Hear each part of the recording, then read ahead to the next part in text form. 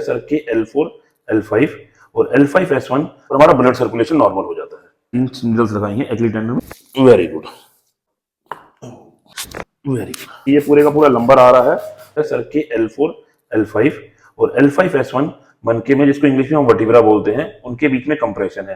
Compression मतलब उनके जो बीच का गैप होता है वो गैप कम हो गया, और गैप कम होने की वजह से सर के जो पैर की छाती का वेन है जो हमारे यहाँ से शुरू होती है, जहाँ से आप मेरी ये देख रहे हैं लाइट है, होते हुए हमारे हिप से होते हुए हमारे हैमस्ट्रिंग में होते हुए हमारे काफ मसल पे जाती है और एंकल पे जाकर खत्म हो जाती है। बेसिकली छाती का वेन का जो ओरिजिन है L5S1 में से शुरू होता है, यहाँ से शुरू होता है, वो इस एरिया से जाते हुए यहाँ पर आकर खत्म हो जाता है।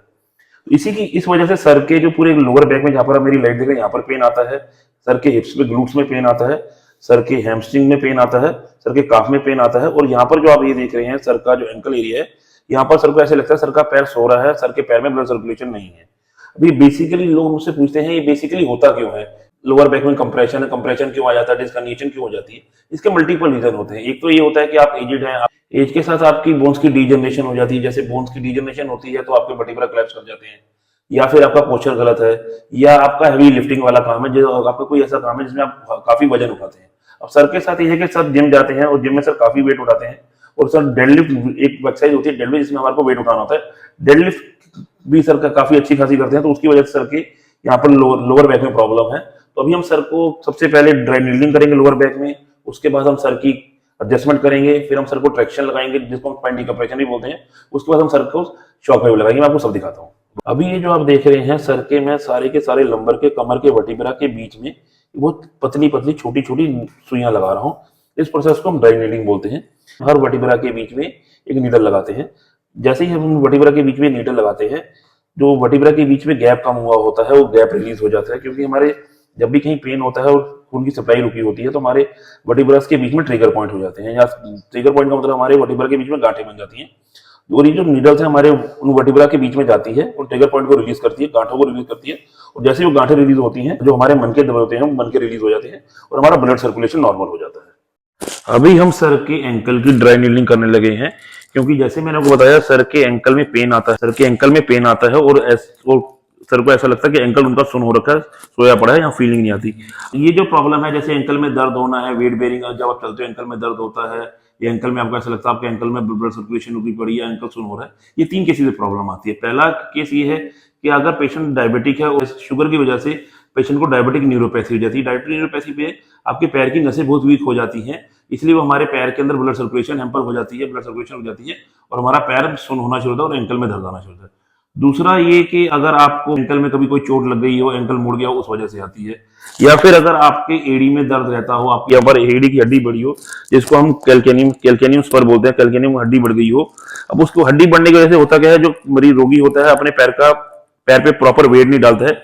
जब पैर में प्रॉपर वेट नहीं डालता तो यहाँ का वजन वो एंकल में लेना शुरू कर देता है, इस वजह से एंकल में दर्द आना शुरू हो जाता है और एंकल में ब्लड सर्कुलेशन हैम्पर हो जाती है।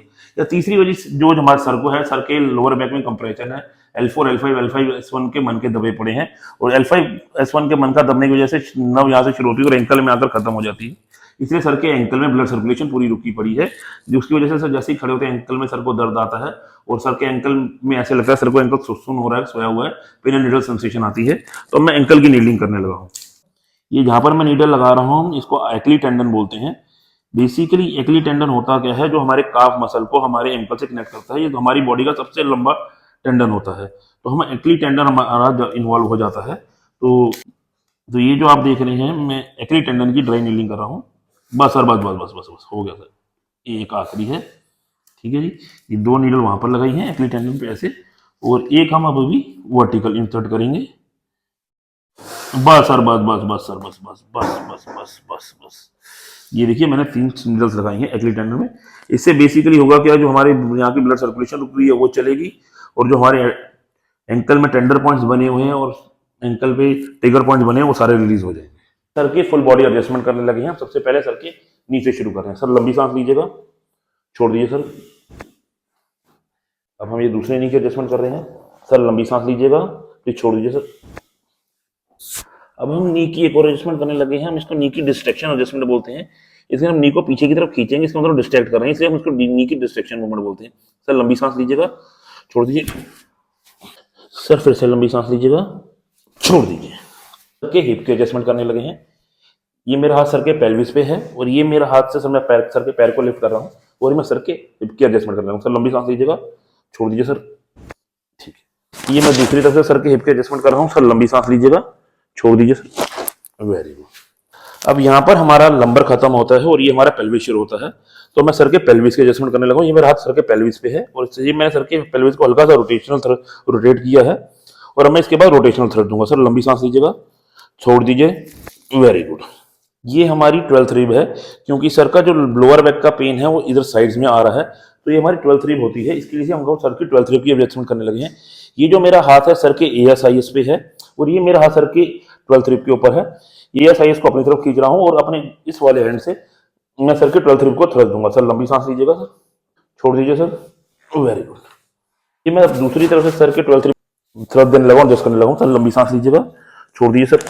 Very good. पर मेरा हाथ है, हम इसको मिडबैक थोरेसिक बोलते हैं। अब मैं सर के थोरेसिक की एडजस्टमेंट करने लगा हूँ।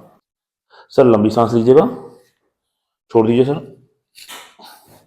सर फिर से लंबी सांस लीजिएगा, छोड़ दीजिए सर। यहाँ पर ये मेरा हाथ है और ये लोगो लगा हुआ है। यहाँ पर सर्वाइकल खत्म होता है और हमारा थोरेसिक शुरू होता है। इसको हम CT जंक्शन बोलते हैं। जब CT जंक्शन होता है, यहाँ पर सर्वाइकल खत्म हो गया, थोरेसिक शुरू हो गया है, तो अब मैं सर के CT जंक्शन की एडजस्टमेंट करने लगा हूँ। ये मेरा हाथ सर के CT जंक्शन पे है और सर लंबी सांस लीजिएगा, छोड़ दीजिए सर। या मैं दूसरी तरफ से सर के CT जंक्शन की एडजस्टमेंट करने लगा हूँ। सर लंबी सांस लीजिएगा, छोड़ दीजिए सर प्लीज। Very good. ये मैं सर के सर्वाइकल की गर्दन की एडजस्टमेंट करने लगा हूँ।